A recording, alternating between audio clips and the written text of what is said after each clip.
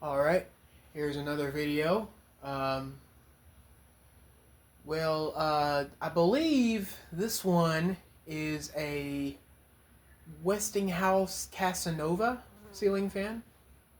Um, I thought it was an Incon, but after some research on fans and everything, this is actually a Westinghouse Casanova. So, yeah, I decided to take the globe off of the GE vent fan that was originally on it from when my grandfather installed or replaced the globe on it, and I've decided to give the GE vent fan a schoolhouse globe. Gonna have to buy another. Actually, you know what? No, since I've just swapped the globes, I'll just give it the schoolhouse globe that went to this one. These are supposed to have mushroom globes apparently. This is the closest I can get it to look like that. I mean, it has a candelabra base light kit in it, so this is the most appropriate globe size for it anyway because it takes a shorter bulb.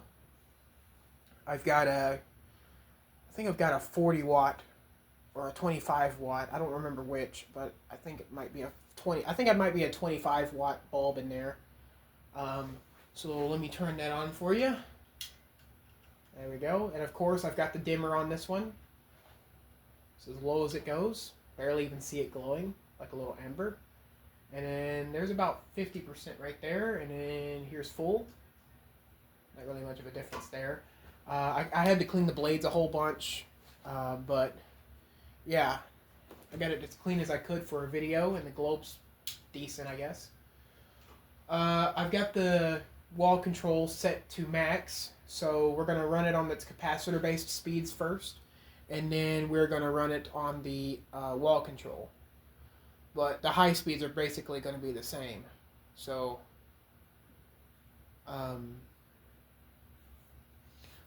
without further ado, let's get this started. So, here's low. This thing does have some bearing noise, even at low speed. I guess I might have to oil that bottom bearing. The top bearing's well oiled. I actually kind of flooded the top bearing by accident with oil, so it's probably been throwing oil against the walls in that motor housing. But no oil can drip down from it because it's got like a little place in the motor housing where it can just pull around the rim there just before it gets to the blade brackets there. Or just outside of the blade brackets, or where they mount anyway. So I bet you if I took this motor housing down, I'd see a decent amount of oil all over the inside of it. So it's got a pretty fast low speed. Medium. I'm not sure if there's much of a difference between the wall control and the capacitor-based speeds. There's probably a tiny difference, but the high speeds are very much the same because, well, it's once you run the wall control on max, whatever the thing is set to, it's going to run at that value, what it's used to anyway. It wobbles a tiny bit. I have the blades pretty well balanced in terms of like. Looking at the tips of the blades, they don't seem to be warped that much. But the fan does still kind of wobble. I'm glad I finally got the parts to put this thing together. I was really looking forward to put this thing together because I hear that Westinghouse makes good fans. So there we go. There's medium. Here comes high. I've noticed the more I use this fan, the quieter it gets. There still is a bit of bearing noise though, so I'm sure that bottom bearing needs a little bit of help. But it's in terms of spin down, it is very well lubricated, as you will see here in a minute. Let's go ahead and turn that light back on.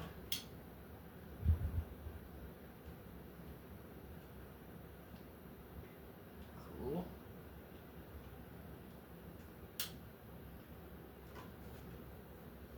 All right.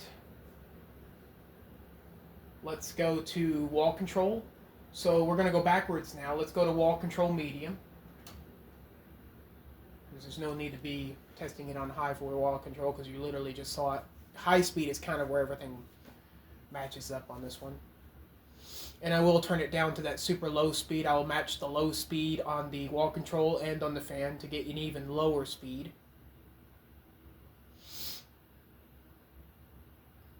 I'm really not sure if there's a difference, but there's definitely the difference definitely comes in whenever you set the fan on different settings on the pull chain and the wall control, anything other than max or off.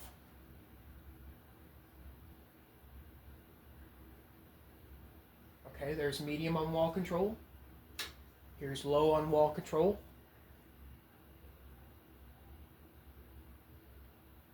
I really do need to get an RPM tester to see if there is really any difference. It's kind of hard to tell with the naked eye and video quality.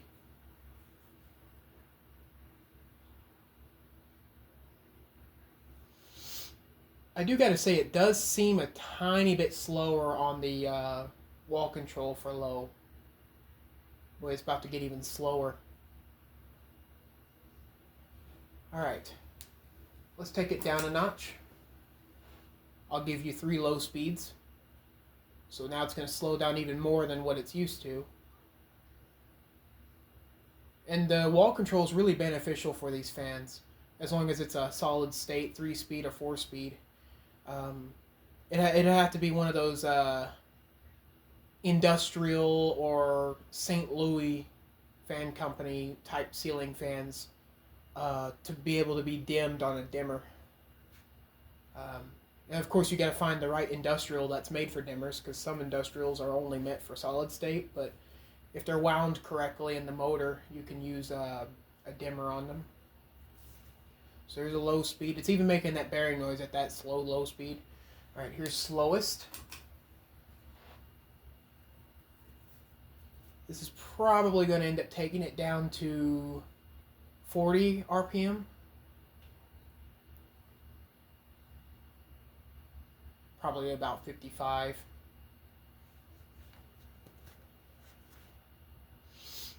I've never actually tried counting the RPM on this. I can only count it by the naked eye when it's slow like this, because I can just follow a blade and count the number of times it rotates and then divide that into a second, and then I just get the estimate from there.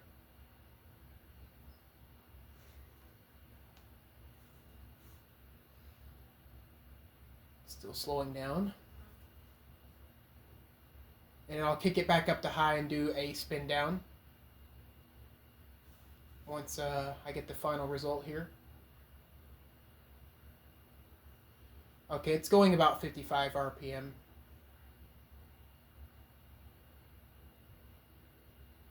Maybe 50. It's very close. Okay. I might as well go ahead and do the startup. So let's turn it off. Slow it down. There we go. Probably a bit risky to slow it down like that. Could have probably dinged up one of the blades doing that. Okay, startup. Here we go. And then this will be spin down afterwards. Oh, forgot to give it its setting. There we go.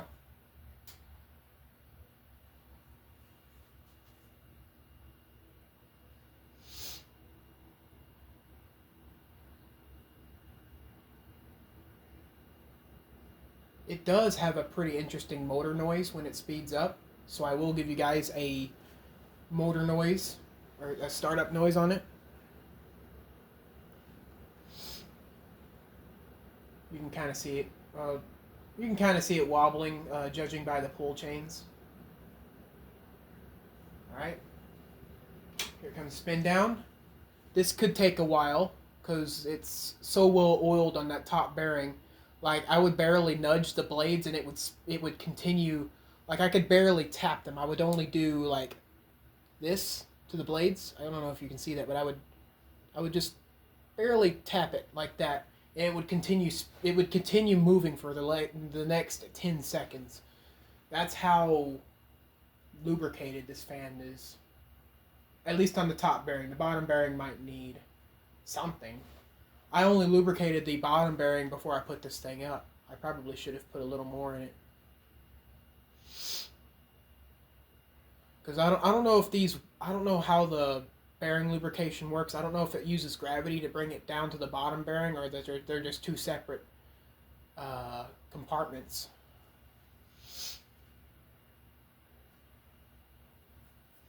Maybe the spin down will be a little faster than I'm thinking, but it spins for a little while. It slows down pretty quick, but it'll be just at this slow pace for seemingly forever. I'll turn the light on. Let it spin like that with the light on for a little bit. And I've got another video lined up after this one I'm going to do. It's going to be the fans actually put up behind you guys on the other rig. It's off right now, so it doesn't interfere with the spin down or anything like that. But it's the Hunter Passport fan that came out of my grandparents' house one on my mom's side. Came out of the kitchen. And it's completely put together for the first time since it was taken down in there. Still got grease on the blades and grease on the motor because obviously it was in the kitchen. And grease on the light shades and tiny bit on the pull chain, decorative pull. I'm going to do what I can to get this grease off.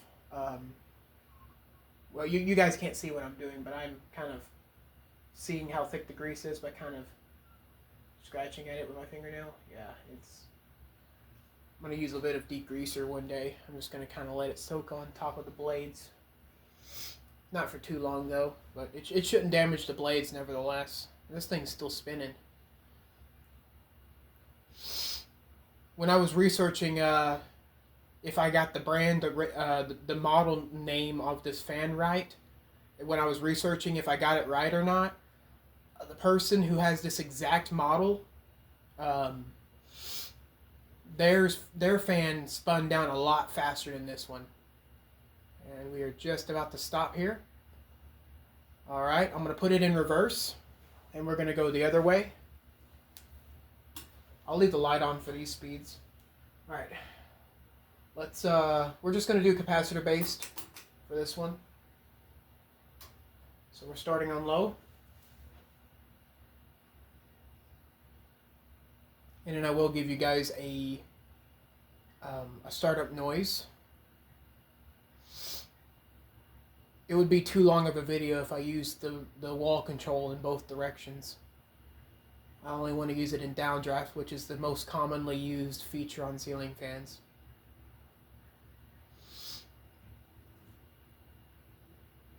I don't think I really ever see anyone use their fan on high in updraft, unless they prefer the air to move differently. But if it's like cold and they're trying to get the heat down, they're not going to run it too fast, just for circulation. Medium updraft. The bearing noise does seem to get a little louder.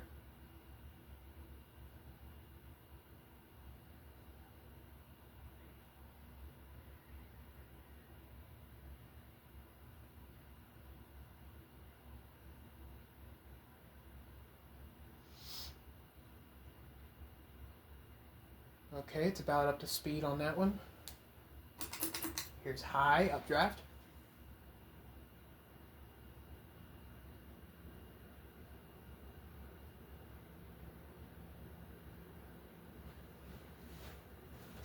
Let me check the Clarkston here. Let me see if this thing. Oh yeah, this thing's got a lot of wind. Hang on. Let's see if it's moving the Clarkston.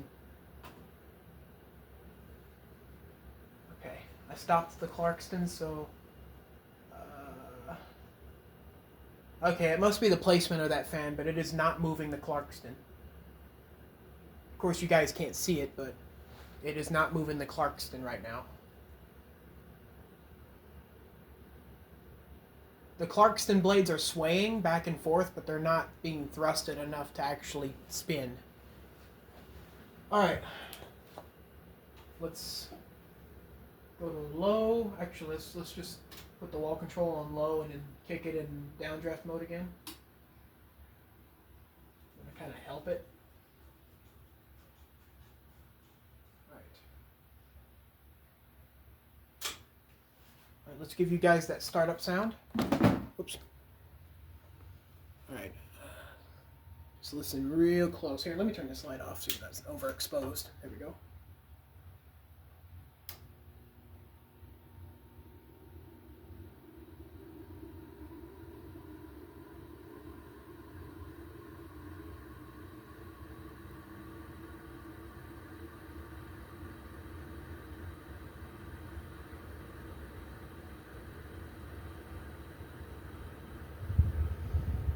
Okay, that's about up to speed there. All right. So this is the Westinghouse Casanova ceiling fan. That's about it for this video. Thank you guys for watching.